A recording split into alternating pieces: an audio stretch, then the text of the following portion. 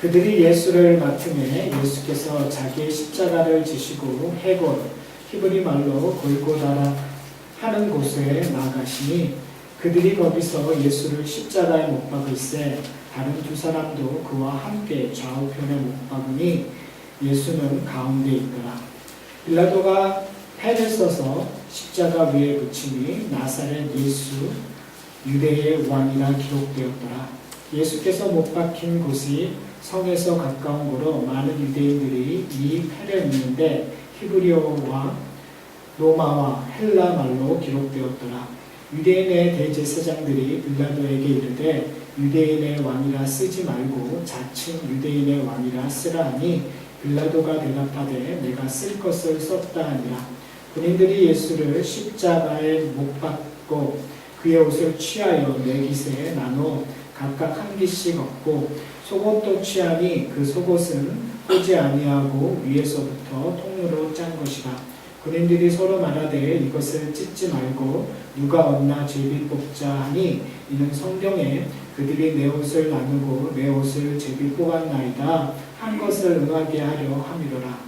군인들이 이런 일을 하고 예수의 십자가 곁에는 그 어머니와 이모와 글로비오의 아내 마리아와 막달라 마리아가 섰는지라. 예수께서 자기의 어머니와 사랑하시는 제자가 곁에 서 있는 것을 보시고 자기 어머니에게 말씀하시되 여자여 보소서 아들이니라 하시고 또 그 제자에게 이르시되 보라 내 어머니라 하신데 그때부터 그 제자가 자기 집에 모십니다. 오늘 본문은 예수 그리스도께서 골고다 언덕에서 십자가를 지시는 모습이 기록되어 있습니다.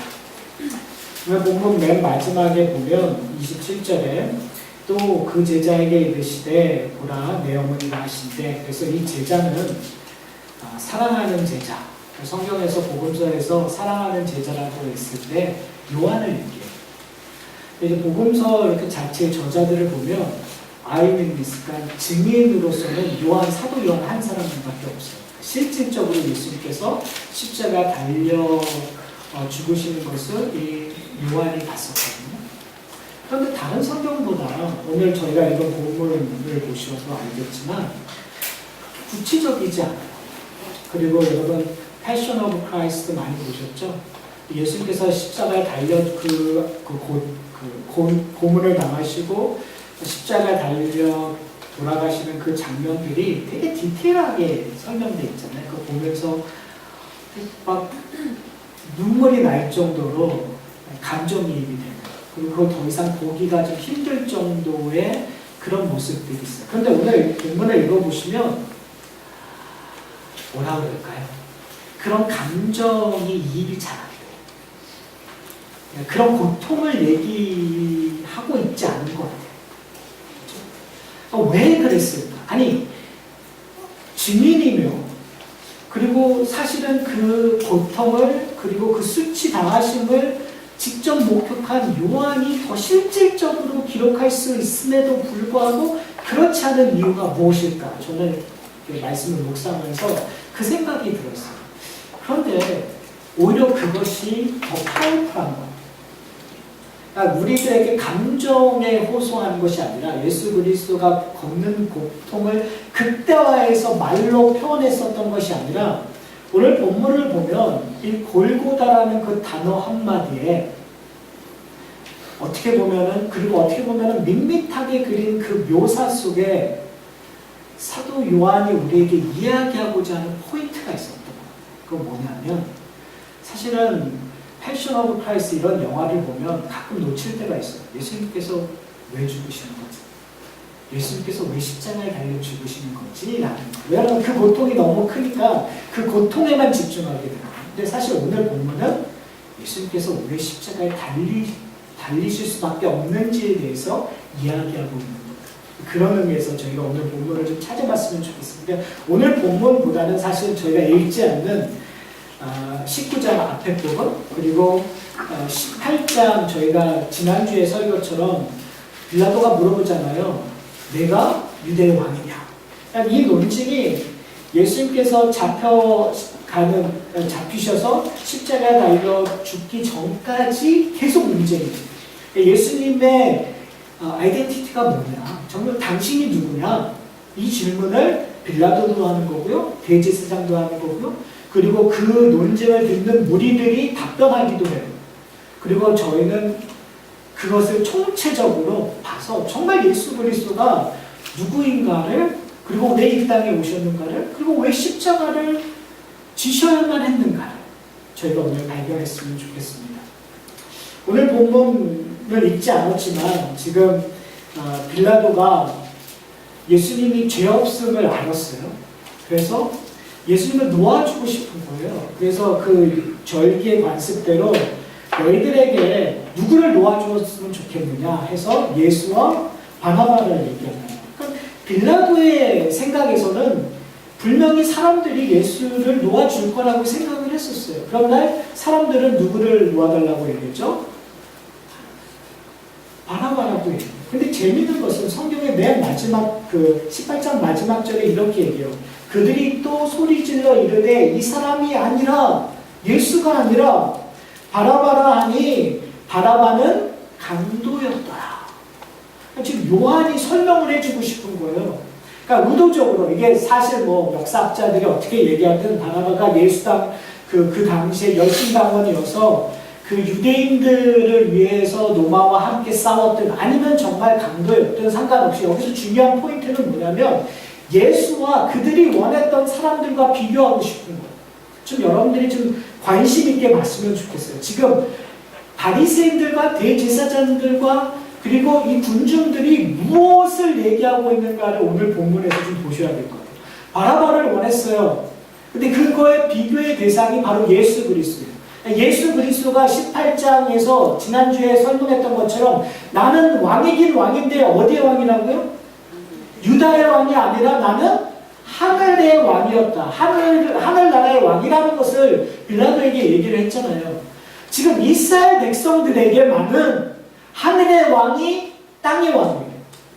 그걸 이해하셔야 돼요. 그러니까 이스라엘에게 왕 된다는 것은 하나님의 왕권이 드러나는 사람이란 말이에요. 그러니까 빌라도에게 내가 유대 왕이라고 했을 때 빌라도에게는 내가 유대 왕이 아니라고 해도 아무런 상관이 없어요. 그러나 유대인들에게는 유대인의 왕들은 누구의 왕을 대변하는 거예요? 하나님의 왕을 대변하는 거예요. 그러니까 만약에 예수 그리스도가 하나님의 아들이시고 하나님의 왕 되심을 안다면 그들의 고백 속에서 예수님이 하나님의 왕입니다.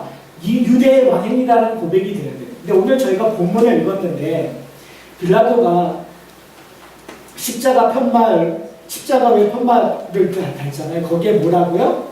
유대의 왕이라고 얘기를 했잖아요. 그것이 히브리어와 로마와 그거로 있고요. 자, 그런데 거기에 대제사장들과 무리들이 뭐라고 얘기하죠? 뭐라고 컴플레인하죠? 자칭이라는 말입니다.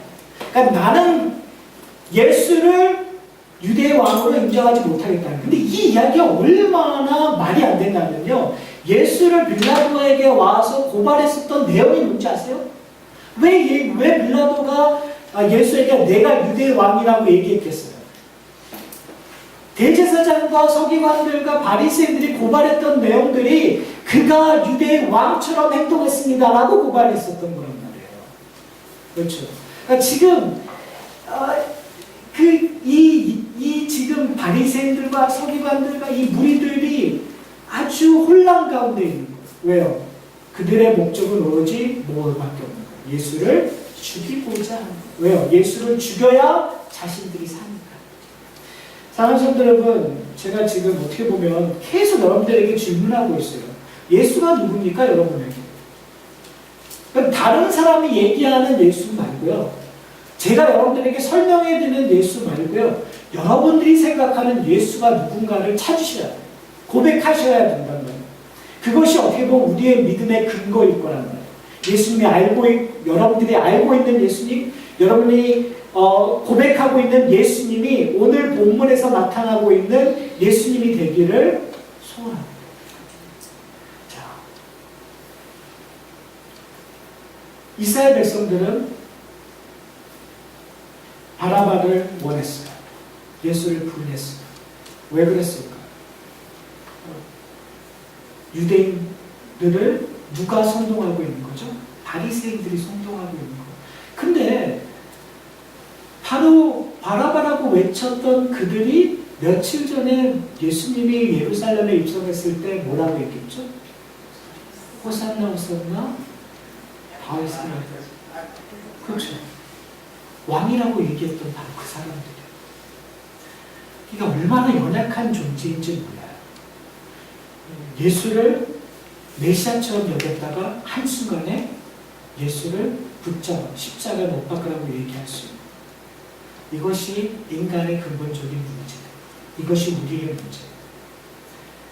저는 다시 한번 여러분들에게 얘기했지만 이런 본문을 읽을 때 다른 사람의 얘기라고 안 읽으셨으면 좋겠어요. 이 이야기는 우리의 이야기. 우리에게 좋을 때는 하나님을, 예수님을 정말 경배하고 정말 찬양하고 예수 없이는 못 살 것처럼 우리는 항상 해요. 그런데 어떠한 순간 정말 찰나에 우리는 예수와 아무 상관없는 사람이 되어버릴 수가 있어요. 예수를 거부하고 예수를 배반하고 있는 우리의 모습들을 발견하게 돼요. 그때마다 우리가 뭘 기억해야 되냐면 오늘 본문을 기억해야 돼요. 어디로 가시나? 골고다로 가시나? 예수 그리스도를 여러분이 만나셔야 돼요. 이것은 십자가의 의미를 온전히 아는 사람뿐만이 아니라 예수를 십자가에 못 박히라고 얘기했던 사람들을 위하여 예수님께서 해골로 가시는 거예요. 모든 사람을 위해서 해골로 가시는 거예요. 저는 오늘 본문을 읽으면서 빌라도의 모습을 좀 봤으면 좋겠어요. 빌라도가 의외로 괜찮은 사람일 수도 있는 것 같아요. 그렇죠? 오늘 본문 18장부터 19장에 빌라도가 판단하고 있는 판단의 내용은 예수 그리스도가 죄가 없다는 거예요. 18장 38절에도 얘기해요. 이렇게 얘기해요. 나는 그에게 아무 죄도 찾지 못하였노라. 19장 4절에도 이렇게 얘기해요. 내가 그에게 아무 죄도 찾지 못한 것을 너희가 알게 하노라. 그리고 19장 6절에도 또 이렇게 얘기해요. 나는 그에게 죄를 찾지 못하였노라. 세 번은 없다는 거예요. 완전하다는 거예요. 확증하는 거예요. 예수 그리스도가 죄가 없다는 건 빌라도를 알았어요. 그렇죠? 그러니까 괜찮은 것처럼 보여요. 그러나 결론은 괜찮지 않죠. 왜 그럴까요? 죄가 없다는 것을 암에도 불구하고 자기가 살기 위해서.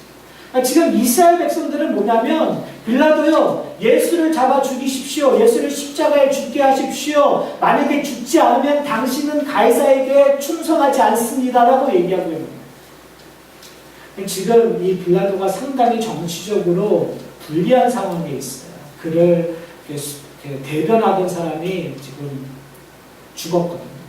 그러니까 지금 이 말이 정치적으로 어떠한 의미인지는 빌라도가 아는 거예요. 그래서 의도적으로 이 죄가 내가 있는 것이 아니라 너희들이 잘못했다. 그래서 결국은 예수를 죽게 하겠다고 얘기를 했지만 사실은 그렇지 않죠. 자기의 육신, 자기의 목적을 위해서 예수를 내주는 것들을 저희가 볼 수 있어요. 그러면서도 어떻게 보면 되게 아이러니하게, 어떻게 보면 약간의 암시적인 내용을 하는데 아까 얘기했던 것처럼 예수에게 당신이 유대의 왕이라는 이야기를 해요. 자, 그러면 이게 무슨 의미일까요? 분명히 예수님은 자기가 유대의 왕이 아니라고 얘기했어요. 분명히 예수님은 자기가 하늘의 왕이라고 얘기했어요. 내 나라는 여기 있지 않다고 얘기했어요. 근데 빌라도는 의도적으로 계속해서 너는 유대의 왕이라고 얘기해요. 여러분, 이것이 세상이 갖고 있는 한계예요. 세상은 하늘을 볼 수가 없어요. 세상은 예수를 좋은 선생이라고 얘기할 수 있고, 세상은 예수의 나라, 예수가 통치하는 이 세상적인 나라는 좋을 수 있다고 인정해 줄 수 있어요. 그러나 세상은 하늘의 나라를 볼 수가 없어요. 그런데 많은 사람들이 이 땅에서 예수의 나라를 구현하려고 노력하는 것 같아요. 그러나 우리는 이 땅에서 예수의 나라만을 구현하지 않아요. 이 땅에서 예수의 나라를 구현하는 이유는 하늘에서 누가 왕이시기 때문에, 예수 그리스도가 왕이시기 때문에 그 나라의 다스림을 받는 자들이 우리이기 때문에 이 땅에 예수의 나라를 구현하는 거예요. 그 차이점을 여러분 아세요? 만약에 우리가 그저 예수가 가리키는 어떤 정치학이라든지 예수가 가리키는 경제 논리라든지 예수가 가리키는 윤리가 좋아서 이 땅에 그것만 추구하고 그것만을 위하여 산다면 우리는 어쩌면 빌라도와 같은 사람. 저희 하산학교의 공동체도 그런 모습이 안 드러났으면 좋겠어요. 이 땅에서의 어떤 그리스도의 도덕적인 것들, 그리스도가 얘기했던 사회적인 것들, 아니면 정치적인 것들만 관심이 드는 것이 아니라 하늘의 왕이신 예수 그리스도 때문에 자연스럽게 이 땅에 그리스도의 나라가 드러나는, 그리스도의 계명이 파워풀하게 전파되고 사회적인 책임을 갖고 정치적으로 그리스도의 영향을 전파하는 그런 공동체가 되었으면 좋겠습니다. 이것이 빌라도의 모습이라면 지금 또 다른 그룹들이 있었죠. 아까 얘기했던 바리새인들, 서기관들, 무리들이에요. 근데 그들이 얘기하고 있는 모습, 그 말들을 잘 보셨으면 좋겠어요. 그들이 예수를 향하여 십자가에 못 박으소서, 십자가에 못 박으소서라고 얘기해요. 그리고 이렇게 얘기해요. 유대의 법대로 하려면 예수는 당연히 죽어야 합니다라는 표현을 해요. 그리고 심지어 더 나가서 바리새인들, 베세 사람들이 뭐라고 얘기하면 우리에게 왕은 한 분이 있는데 그가 누구라고요? 가이사라고 해요. 가이사 외에는 우리에게 왕이 없다라는 고백을 해요. 자, 이런 고백들을 자세히 보면 문제가 있어요. 어떤 문제일까요? 자, 예수를 빌라도에게 고백하고 오늘 얘기한 것이 유대의 법대로라면 예수는 죽어야 된다라는 근거가 어디에 있었던 거죠? 예수가 뭘 주장했기 때문에요? 그가 하나님의 아들이라는 것을 증거했기 때문에. 그렇죠? 그러니까 뭐냐면 신성 모독 때문에 예수를 죽이려고 했었던 것이에요. 그것이 문제였단 말이에요. 자, 그런데 지금 누가 신성 모독하고 있는 거죠? 고발했던 사람들이. 왜요? 그들은 우리에게는 왕이 누구밖에 없다고 얘기하는 거예요. 가이사한테. 근데 이스라엘에게 왕은 누구밖에 없는 거예요? 여호와 하나님밖에 없는 거예요. 그러니까 지금 여기에 이 문제는 구약에 있었던 문제가 계속 반복되고 있는 거예요. 사사기의 문제가 뭐였죠? 그들에게 왕이 없다고 얘기했다. 근데 문제는 뭐예요? 왕이 있었어요. 누구였어요? 여호와 하나님이셨어요. 열왕기상, 열왕기하, 역대하 여기서 얘기되고 있는 근본적인 문제가 뭐예요? 제대로 된 왕이 없었다는 거예요. 다 나쁜 왕들이에요. 왜요? 가끔 좋은 왕이 나오지만 그 왕권을 통해서 무엇이 드러나야 되는데 하나님의 다스림이 드러나야 되는데 자꾸 자신들의 파워만 생각하고 아니면 파워가 큰 다른 나라와 니고이시하면서 자기가 살 길만 찾아가는 그들에게 문제가 있었다고 성경은 이야기하고 있다는 거예요. 사랑하는 성도 여러분, 여러분에게 누가 왕이십니까? 여러분 누구를 의지하고 있습니까? 왕이라는 것은 다스림이, 그러니까 우리가 왕권 안에 들어간다는 것은 다스림을 인정한다는 거예요. 여러분 누구의 다스림을 받고 싶으세요? 여러분 많이 들으셨을 거예요. 우선숭배라는 것은 하나님의 다스림 안에 들어가지 않고 하나님의 자리를 다른 걸로 대체하는 거잖아요. 그것이 뭐 돈이 될 수 있고 뭐니 해도 돈이 될 수 있고 그리고 그것이 식구일 수도 있고 그리고 가장 쉽게 범하는 우상숭배가 뭐죠? 자기가 그 자리에 자기가 스스로 하나님이 되고자 하는, 그러니까 이런 일들이 우리 가운데 일어나고 있냐는 거예요. 근데 솔직히 돌아보면 그런 일들이 너무나 많아요. 근데 지금 이스라엘 백성들이 그 일들을 하고 있는 거죠. 저는 오늘 본문에서 두 가지를 좀 봤으면 좋겠어요. 첫 번째는 지금이 빌라도 법정이라고 보시면 될 거예요. 빌라도 법정은 지금 제가 설명했던 부분들이, 한쪽에서는 빌라도가 재판관처럼 서 있고 한쪽에는 죄인이라고 얘기하는 예수 그리스도가 잡혀져 있고 한쪽에서는 계속 고발하고 있는 거예요.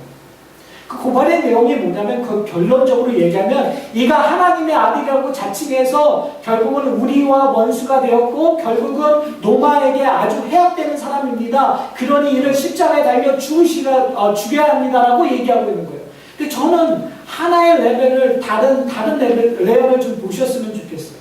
그것은 바로 하늘의 법정. 근데 지금 이 빌라도 법정에서 일어나고 있는 일 때문에 하늘의 법정은 완전히 180도 변해져요. 하늘의 법정에서 누구를 고소하고 있는 거죠? 지금 고소자들을 고소하고 있는 거예요. 왜요? 고소자들의 내용을 보세요. 그들이 뭐라고 얘기하고 있죠? 중간에 있는 이 빌라도의 법정에서는 빌라도가 이는 죄가 없다, 죄가 없다, 죄가 없다고 얘기하고 있어요.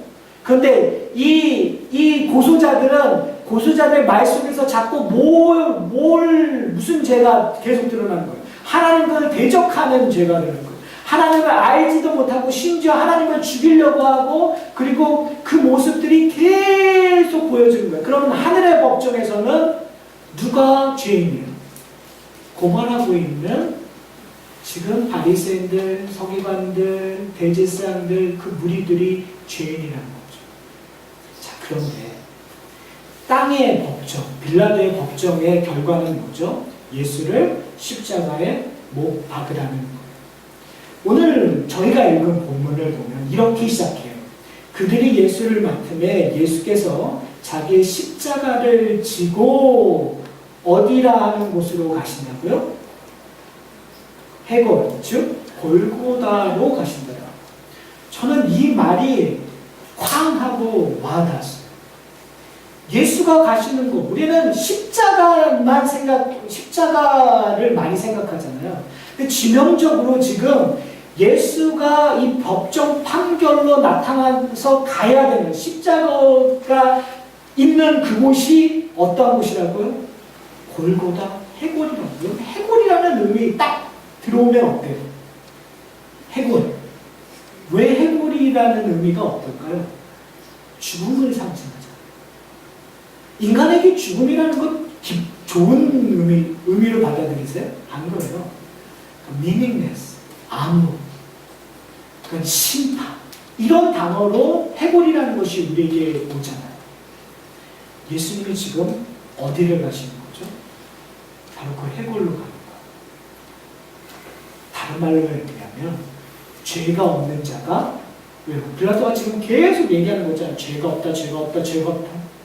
성경도 빌라도의 말을 표현해서 얘기하는 거지만 성경 전체가 예수 그리스도는 죄가 없다라는 것을 얘기하는 겁니다. 근데 죄가 없으시는 분이 어디로 가시는 거예요? 해골이라는 심판을 받는 곳으로 가시는 거예요. 그곳에서 십자가에 달려 죽으시는 거예요. 자, 그런데 하늘의 법정, 완전한 법정에서의 죄인은 누구라고요? 사람들, 바리새인들, 제사장들, 무리들. 근데 그 죄인들은 아담이 죄를 지은 다음서부터 똑같았어요. 그렇죠? 그리고 이미 그 법정에서의 결과는 어디였죠? 죽음이었다. 영원한 죽음이었다. 그러니까 지금 이 땅에서 예수님이 가시는 것은 하늘에서 받아야 될 영원한 벌을 받을 사람들이 가야 되는 길을 걷고 계시는 거예요. 우리가 받을 저주를, 십자가의 의미가 십자가에서 예수 그리스도께서 우리가 받을 저주를 감당하시고 우리 모든 심판을 받으셨다는 그 말 속에서 지금 이 장소적인 개념이 다 포함되고 있는 거예요. 우리의 죽음을 예수님께서 골고다에서 만나십니다. 죄가 없으신 예수님께서 우리의 죄를 감당하시는 거예요. 우리 죄가 되어주시는 거예요. 이게 얼마나 큰 은혜인지 모르겠어요. 우리는 가끔 오해하는 게 있는 것 같아요. 그래, 내가 열심히 살아서 하나님이 기뻐하는 것, 그리고 내가 하나님이 원하시는 거에 살아야지. 얼마나 좋은 얘기예요. 근데 문제는 뭐냐면 근본적으로 우리가 갖고 있는 죄에 대한 문제를 전혀 생각 안 하시는 것 같아요. 이런 거예요. 아무리 닦아도 깨끗해지지 않아.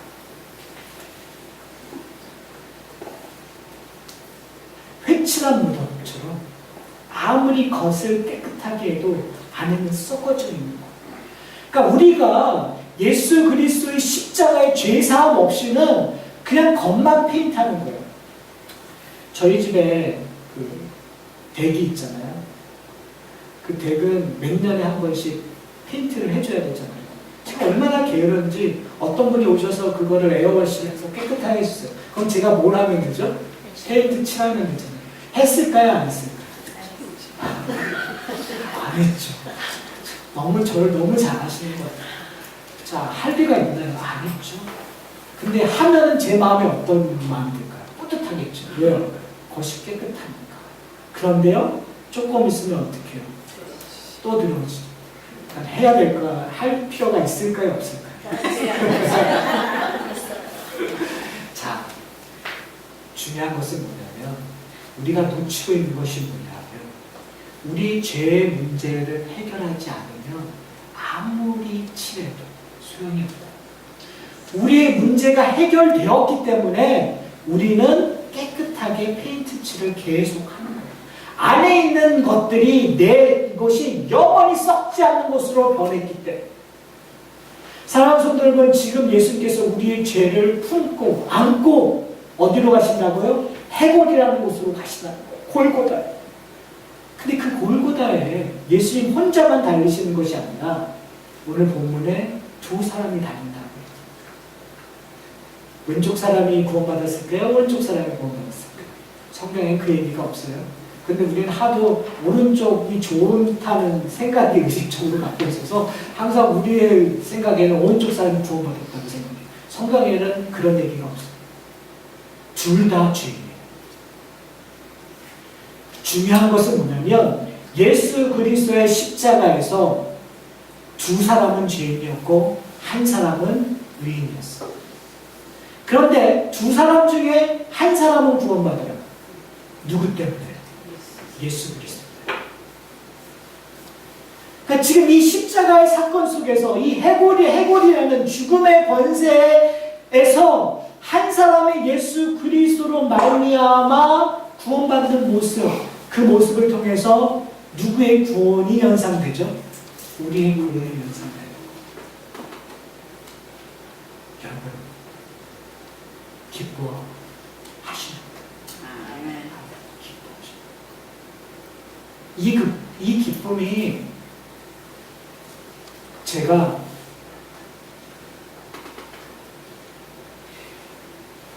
원하는, 마음속 깊이 원하는 것을 얻은 것보다 더 기뻐요. 여러분, 지금 매일매일 눈물 흘리며 하나님 앞에 간구하는 내용보다 지금 이 십자가에서 나를 위하여 죽으신 예수 그리스도 때문에 내가 살았다, 내가 죄 용서함을 받았다라는 것이 기쁘셔요.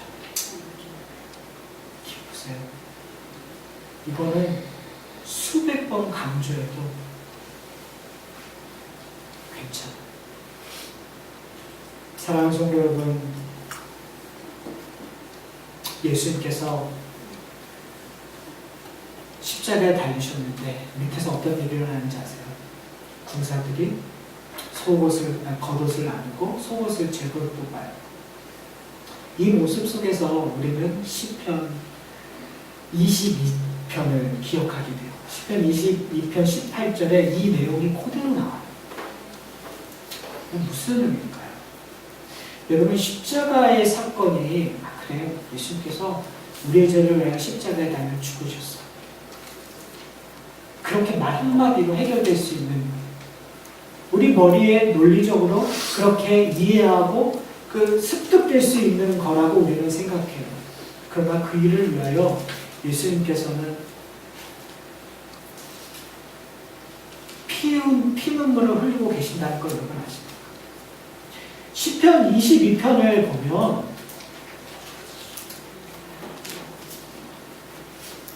울부짖는 거예요. 어떻게 보면 다윗이 범죄하고 나서 그 범죄함의 고통 속에서 수치당하고 고난당하는 것을 표현했던 시예요. 근데 그것을 예수님께서 다시 한번 표현하시고 계시는 거예요. 내가 이런 수치와 고난을 핍박을 당하고 있습니다. 근데 완전 차원이 다른 거죠. 죄가 없으신 누가요? 예수님께서. 누구를 위하여? 자기의 의로움을 드러내기 위한 것이 아니라 우리 같은 죄인들을 구하기 위하여. 그런데요, 더 멋있는 이야기가 있어요. 그 해골이 골고다가 살아나는 사건들이 구약에 예언된 적이 있어요. 여러분 기억나세요? 에스겔에서 37장? 에스겔이 환상을 보죠. 마른 뼈들이 있는 그곳에서 하나님께서 물어요. 이것이 살겠느냐? 에스겔이 당신만이 하십니다. 하나님만이 하십니다. 결국은 어떻게 되었죠? 생기가 들어가서 살아났어요. 소생되었어요. 사랑하는 성도 여러분, 지금 예수 그리스도가 십자가에 달려 죽으시며 받고 같은 그 고통, 수치, 그것이 기도가 돼요? 울부짖음이 돼요? 십자가에서 아바 아버지라고 외치셨던 그 내용들이 우리와 너무나 상관이 있는 것이 무엇 때문인지 아세요? 우리의 영혼이 해골같이 말랐습니다. 우리의 몸은, 우리의 능력은, 우리의 모든 어빌리티는 해골 같았어요. 마른 뼈와 같았어요. 불가능한 일이에요. 하나님께 구원받는다는 건. 내가 하나님의 거룩을 찾아간다는 건 불가능한 일이에요. 내가 오늘 여기서 무언가 깨달았다고 느끼지만 내일 하나님을 위해서 산다는 건 불가능한 일이에요. 그런데 그거를 가능케 하실까요? 안 하실까요? 누가 하신다는 거예요? 하나님이 하신다는 거예요. 여러분, 에스겔이 본 환상처럼 우리도 환상을 봐요. 성령께서 우리에게 주시는 환상들이 있어요. 뭔지 아세요? 여러분들 보시면 우리와 같이 아무런 능력 없고 보잘것없는 이들이 하나님의 백성으로 그리스도의 제자로 살아갈까라고 물어보시면 여러분은 뭐라고 대답할까요? 하나님만이 하십니다. 근데 그 하나님께서 우리에게 약속하시는 게 있어요. 우리를 어떻게 하신다고요? 만들어 가신다고요. 왜요? 예수님께서 십자가에 달려 죽으셨으니까, 부활하셨으니까요. 여러분, 지금 내 자신의 모습을 보세요. 여러분 만족하세요? 아니요, 만족 못해요. 연약하잖아요. 매번 쓰러지잖아요. 지치잖아요. 그런데 하나님께서 어떻게 하시겠다고요? 일으키신다. 소생시키신다는 거. 하고야 마시긴다는 거. 그러면 나를 일으키신 분을 여러분이 믿으시죠? 자, 그렇다면 좌우 앞뒤를 한번 보세요. 그분들도 하실까요? 하실까요? 전 개인적으로 안 하실 것 같은데요. 보면은 의심이 돼요. 그런데 하실 거예요. 나를 변화시킨 그 하나님께서 내 앞에 사람, 뒤에 사람, 옆에 있는 사람들을 하실 거예요. 그러니 어떻게 해요? 함께 가야 되나요? 안 가야 되나요? 그렇죠. 나만 살겠다고 가는 것이 교회 공동체가 아니에요. 나만 거룩하겠다고 가는 교회가 교회 공동체가 아니에요. 교회 공동체는 함께 가는 거예요. 나를 살리신 이 때문에 다른 사람도 살리실 거니까 가는 거예요. 내가 뒤처졌을 때 다른 사람들이 참아주면서 나와 함께 가는 것처럼 다른 사람이 지쳤을 때 나도 참아주고 함께 가셔야 돼요. 이것이 십자가의 능력을 아는 자들이 고백하는 내용들이에요. 사랑하는 성도 여러분, 해골의 골고다라는 곳에 놀라운 기적이 일어났습니다. 바로 예수 그리스도로 말미암아 그 해골이라는 곳은 더 이상 해골이라고 불리지 않아요. 더 이상 죽음의 곳이라고 이제 생각하지 않아요. 골고다라는 말 속에 이제는 우리는 희망을 누려요. 전에는 사망이었고 수치였어요. 그러나 이제 우리에게는 희망의 곳이 돼요. 그리고 그것이 은혜의 곳이 돼요. 누구 때문에요? 예수 그리스도. 이 하산학교의 공동체도 이곳이 희망의 곳이 되었으면 좋겠어요. 우리 때문이 아니라 예수 그리스도 때문에. 십자가에서 달려 죽으신 예수 그리스도 때문에 여러분에게 제가 희망이 되고 여러분이 제게 희망이 되는 것, 그런 놀라운 일들이 우리 가운데 일어나기를 소원합니다.